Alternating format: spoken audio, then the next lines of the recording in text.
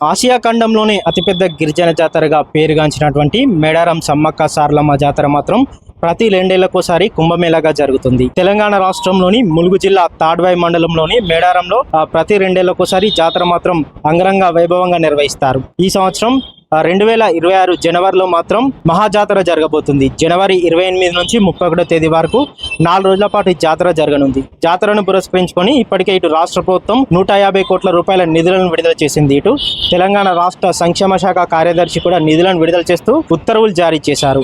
ఇటు జాతరకు 150 కోట్ల విడుదల సందర్భంగా ఇటు పనులు కూడా వేగవంతం కానున్నాయి. ఇప్పటికే మహాజాతరను పురస్కరించుకొని ఇటు అధికారులు మంత్రి సీతక్క చొరవతో ఆ పనులను కూడా ప్రారంభించినటువంటి పరిస్థితి. ఇటు మంత్రి సీతక్క చొరవతో ఇటు అధికారులు కూడా మేడారం శాశ్వత నిర్మాణ పనులకు శ్రీకారం చుట్టారు.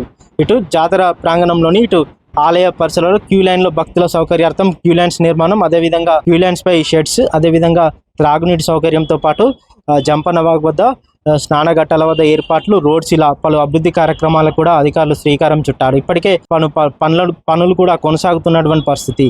ఇటు పూజార్ల కోసం నిర్మించినటువంటి రెండంతస్తుల గదుల భవనం మాత్రం నిర్మాణం పూర్తయింది.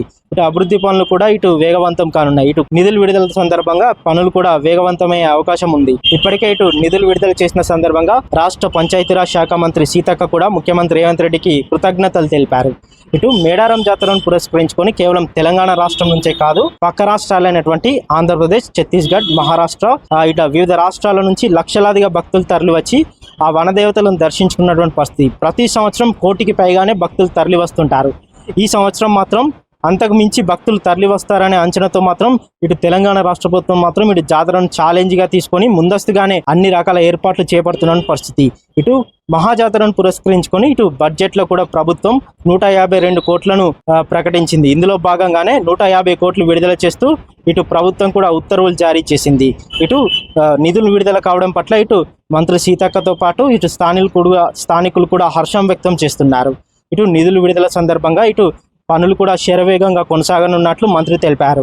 అతి త్వరలోనే ఈ పనులన్నీ పూర్తి కావస్తాయంటూ కూడా మంత్రి తెలిపారు. రానున్న జాతరను పురస్కరించుకొని భక్తులకు ఎలాంటి అసౌకర్యాలు కలగకుండా అన్ని రకాల శాశ్వత నిర్మాణ పనులు కూడా చేపడతామంటూ కూడా మంత్రి తెలిపారు. ఇప్పటికే పనులు కూడా కొనసాగుతున్నాయి. రానున్న రోజుల్లో ఈ పనులన్నీ కూడా పూర్తయ్యే అవకాశం ఉంది.